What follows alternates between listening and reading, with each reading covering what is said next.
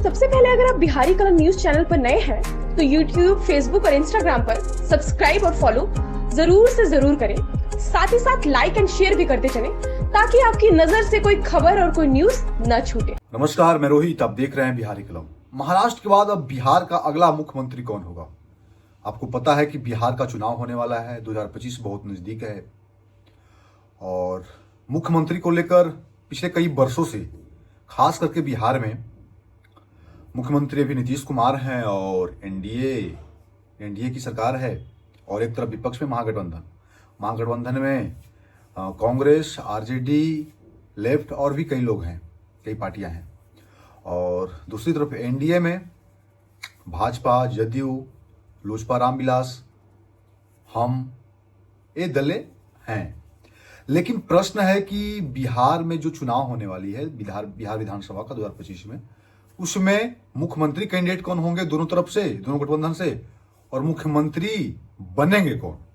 अगर एनडीए जीत करके आती है तो उसमें कौन मुख्यमंत्री होंगे और महागठबंधन अगर जीत कर आती है तो उसका कौन मुख्यमंत्री होगा?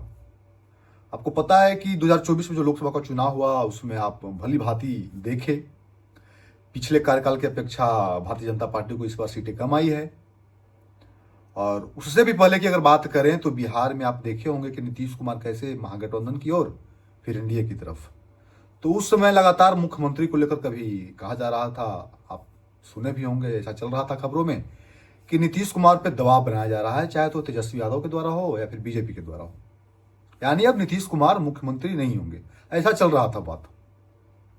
लेकिन लोकसभा चुनाव रिजल्ट के बाद आपको क्या लगता है बिहार की राजनीति में मुख्यमंत्री चेहरा कौन होगा?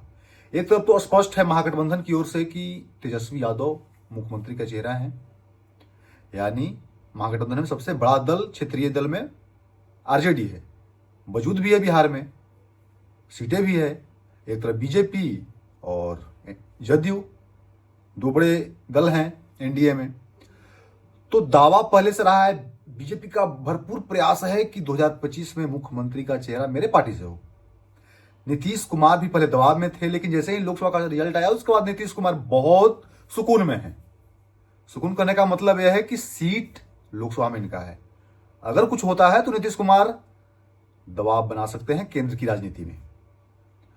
तो अब समझिए कि बिहार का चुनाव अगर एनडीए जीतकर फिर आती है तो जो चर्चा पहले से, और कई आप सुने भी होंगे कि बीजेपी के कई नेता, कद्दावर नेता बिहार के बोले थे कि नीतीश कुमार अब मुख्यमंत्री नहीं बनेंगे, अब अगला मुख्यमंत्री बीजेपी का होगा। हालांकि कई लोगों ने तो पगड़ी की बात की थी, पगड़ी नहीं उतारेंगे जब तक नीतीश कुमार को पद से नहीं हटा देंगे, लेकिन वो भी आपको उसमें कोई समानता नहीं दिखी और वो वादा ही रह गया, ऐसा हो नहीं सका। पद से हटाने से पहले ही समाज चौधरी का मुनेठा भी खुल गया। तो ये सब बातें राजनीति में चल रही थी, बिहार की राजनीति में, वर्चस्व को लेकर, पद को लेकर। लेकिन सवाल तो है कि मुख्यमंत्री कौन होगा। एक तरफ तो स्पष्ट है कि तेजस्वी यादव ही दावेदार हैं, बाकी दल दावेदार नहीं है, वो मान चुके हैं। लेकिन एनडीए में जिस तरह से महाराष्ट्र एवं अन्य राज्यों में बीजेपी का मुख्यमंत्री को लेकर, पद को लेकर जिस तरह से मीटिंग, दबाव, दिन प्रतिदिन दबाव देखा जा रहा था मीडिया में, कौन होगा मुख्यमंत्री, लगातार मीटिंग हो रहा है, कभी वो नाराज हो रहे हैं तो कभी वो नाराज हो रहे हैं, तो क्या ऐसा बिहार में भी देखने को मिलेगा? एकदम स्पष्ट समझ लीजिए, मेरे अनुसार जितना मैं समझता हूं बिहार की राजनीति को, नीतीश कुमार ही चेहरा होंगे मुख्यमंत्री पद के लिए, जैसा कि जदयू का दावा है। भले ही एनडीए जो भी उनके घटक दल हैं, जो भी एनडीए में जो भी दल हैं, साथ रहेंगे। हालांकि ये नहीं कह सकते हैं कि सीटों को लेकर क्या आगे बातें होगी, लेकिन जो स्थिति है, जो समर्थन दिख रहा है एक दूसरे के प्रति, जो सम्मान है, उससे कहीं स्पष्ट है कि एनडीए बिहार विधानसभा में साथ रहेगी, यह स्पष्ट है। लेकिन मुख्यमंत्री को लेकर एक तरफ बीजेपी भी प्रयास कर रही है, बहुत हद तक प्रयास कर रही है, और दूसरी तरफ तो मुख्यमंत्री नीतीश कुमार लगातार पद पे आ रहे हैं बने हुए। समझने वाली बात है, एक तरफ प्रशांत किशोर भी उतरे हुए हैं। राजनीति कैसे मोड़ लेगा, क्या 2025 की राजनीति में प्रशांत किशोर भी बड़े दावा किए हैं, तो मेरी सरकार होगी, जन स्वराज की सरकार होगी और बहुत सीट लाएंगे हम, और एक तरफ एनडीए और दूसरी तरफ महागठबंधन। तो एक चीजें आप समझ लीजिए कि प्रशांत किशोर किसको डिस्टर्ब करेंगे। जैसे उपचुनाव में आपको देखने को मिला कि जिस तरह से महागठबंधन को डिस्टर्ब किए और चारों सीट पे एनडीए की सीट कंफर्म हो गई है, तो क्या 2025 बिहार विधानसभा चुनाव में प्रशांत किशोर उसी भूमिका में रहेंगे महागठबंधन को डिस्टर्ब करने में, या प्रशांत किशोर की कोई भूमिका होगी, तो बाद में बात करेंगे उस पर। फिलहाल मुझे लगता है कि नीतीश कुमार अपनी दावेदारी मुख्यमंत्री पद को लेकर रहेंगे, क्योंकि वो फायदा में है। लोकसभा में भी उनका सीट आ गया है, और आपको पता होगा कि कुछ दिन पहले जब इंडिया अलायंस का संयोजन हुआ था तो उसमें नीतीश कुमार बहुत आगे थे, संयोजनकर्ता में थे। तो मामला तो है, नीतीश कुमार कुछ भी कर सकते हैं। तो कहीं ना कहीं एनडीए में खास करके बीजेपी को तो यह डर है मन में कि नीतीश कुमार खिलाड़ी तो हैं, तो कुछ भी कर सकते हैं।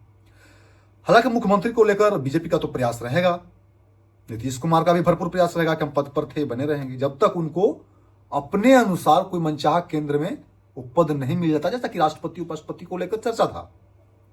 लेकिन नीतीश कुमार इतने असाधारण खिलाड़ी नहीं है। बहुत गंभीर बात है नीतीश कुमार के लिए। पद छोड़ने की बात नीतीश कुमार तभी करेंगे जब उसके समानांतर या उससे कहीं अधिक प्रतिष्ठा वाली बात होगी। तो आप स्पष्ट समझ लीजिए कि बिहार की राजनीति में 2025 का चुनाव बेहद नजदीक है और सभी लोग अपनी अपनी तैयारियां पूरी मजबूती के साथ लगे हुए हैं। और स्पष्ट है कि एनडीए की तरफ से इस पे तो चर्चा होगा ही, पूरा घमासान देखने को मिलेगा मुख्यमंत्री कौन होगा। मुझे लगता है कि नीतीश कुमार ही हो सकता है कि मुख्यमंत्री बने रहेंगे, उम्मीदवार भी बने रहेंगे, और अगर एनडीए की बहुमत आती है तो उस पद के लिए अपनी तरफ से दावेदार रखेंगे, जदयू भरपूर प्रयास करेंगे कि मेरा ही मुख्यमंत्री रहे। हालांकि आगे देखना होगा कि किसके तरफ से क्या बयानबाजी होती है और क्या षड्यंत्र राजनीति में कूटनीति रणनीति देखने को मिलेगा। आपको बहुत बेसब्री से इंतजार है इसका। आप भी बने रहिए बिहार के चुनाव तक, और उससे आगे भी बिहार के चुनाव के लिए हम हर अपडेट आपको देते रहेंगे, हर बड़ी छोटी खबरों को लिए आपको हम बताते रहेंगे। तब तक के लिए नमस्कार। अगर आप फेसबुक पर देख रहे हैं बिहारी कलम तो फॉलो, लाइक, शेयर करिए, और यूट्यूब पे भी सब्सक्राइब शेयर करिए। बहुत बहुत धन्यवाद, नमस्कार।